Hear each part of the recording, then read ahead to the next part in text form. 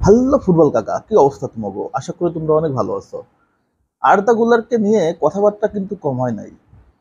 কেউ কেউ বলছিল যে আর্দা গুলারকে রিয়াল মাদ্রিদ নিয়ে এসে তার ক্যারিয়ারটা শেষ করে দিচ্ছে। আবার কেউ কেউ কিছুদিন আগে বলছে যে আর্দা গুলার এত এত ইনজুরিতে পড়ে যার কারণে রিয়াল মাদ্রিদ এসে তার কপালটা পড়ছে। আবার আমরা শুনছি যে আর্দা গুলারকে নাকি লোনে পাঠাই দিবে অন্য কোনো ক্লাবে, বা সেভিয়া থেকে কিনে নিবে। অনেক অনেক কথাবার্তা শুনছে আর্দা গুলারকে নিয়ে। সবচেয়ে বড় সমস্যা হচ্ছে তার ইনজুরিটা, কারণ সে দুইবার ইনজুরিতে পড়ছে রিয়ালে আসার পর। সে যখন তুরস্ক থেকে আসার পর সে দুইবার ইনজুরিতে পড়ছে, এবং যে দুটো ইনজুরি তার রিকভার করতে অনেক টাইম লাগছে। এবং রিয়াল মাদ্রিদ তার সাথেই পাশেই সবসময় ছিল, রিয়ালের টিম। এবং সবচেয়ে বড় যে সাপোর্টটা সেটা হচ্ছে কার্লো আনচেলত্তির কাছ থেকে সে পাইছে। বিকজ আপনাকে মাথায় রাখতে হবে যে দলের কোচ যখন আপনার তদারকি করবে, আপনার খোঁজ খবর নিবে, তখন আপনার আত্মবিশ্বাস, আপনার ব্যক্তিগত একটা অনুভূতি সবসময় ভালো কাজ করবে, এবং সেটা আর্দা গুলারের কাজ করছে। এবং সে জানে যখনই আমার সুযোগটা আসবে আমি তখনই সুযোগটাকে কাজে লাগাবো, এবং অবশ্যই আমার এই পারফেক্ট সুযোগটা কেউ না কেউ আমাকে করে দিবে, এবং সেটা অবশ্যই আঞ্চলত্তি। এবং সেই সুযোগটা সে যখনই পাইছে, এবং সেই সুযোগটাকে সে পারফেক্টলি এক্সিকিউশন করে কাজে লাগাইছে। আর্দা গুলার এই সিজনে যদি দেখেন তাহলে 6টা ম্যাচে সে মাঠে নামার সুযোগ পাইছে। 6টা ম্যাচে সে মাঠে নামার সুযোগ পাইছে, এবং যে সময়টুকু পাইছে সেই সময়টুকুকে সে পরিপূর্ণ কাজ লাগাইছে। এই 6টা ম্যাচের ভিতরে সে টোটাল মিনিট পাইছে 283।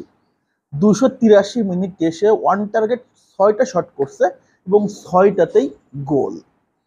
একটা ম্যাজিক, রিয়েল একটা ম্যাজিক। একটা প্লেয়ার 6টা ওয়ান টার্গেট শট, 6টাই গোল, তাহলে চিন্তা করেন এই কিডসটা কতটা নিখুঁত প্ল্যানার, কতটা নিখুঁত ফিনিশার, কতটা ক্লিনিক্যাল ফিনিশার। যে যে বলটাই শট করছে গোলে, যে শটটাই করছে গোলের উদ্দেশ্যে, সেগুলো হচ্ছে গোল হয়েছে। একটা বিগ ট্যালেন্ট। রিয়াল মাদ্রিদ আসলে সবসময় জানে যে কিভাবে ট্যালেন্ট তৈরি করতে হয়, কখন কিভাবে কাকে বাছাই করতে, এবং রিয়াল সেটাও জানে যে কখন কাকে ইউজ করতে হয়, ইউজ করে তার রেজাল্টটা বের করে নিয়ে আসছে। এবং এখানে কার্লো আনচেলত্তির, মাস্টার কার্লো আনচেলত্তির, ডন কার্লো আনচেলত্তির জবাব নাই, জুরি নাই।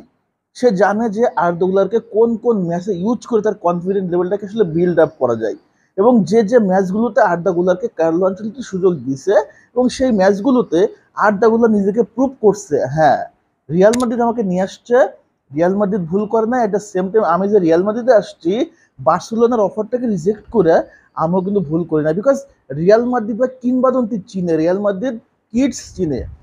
তার চেহারা দেখে রিয়াল মাদ্রিদ চিন্তা করে এটা হচ্ছে আমার ফিউচার, এখান থেকেই বের হবে আমাদের সেই রোনালদো, এখান থেকে রামোসটা বের হবে, এখান থেকে জিদানটা বের হবে, এবং সেই প্ল্যানে করে কিন্তু রিয়াল মাদ্রিদ প্লেয়ারগুলোকে আসলে সাইন করায় থাকে।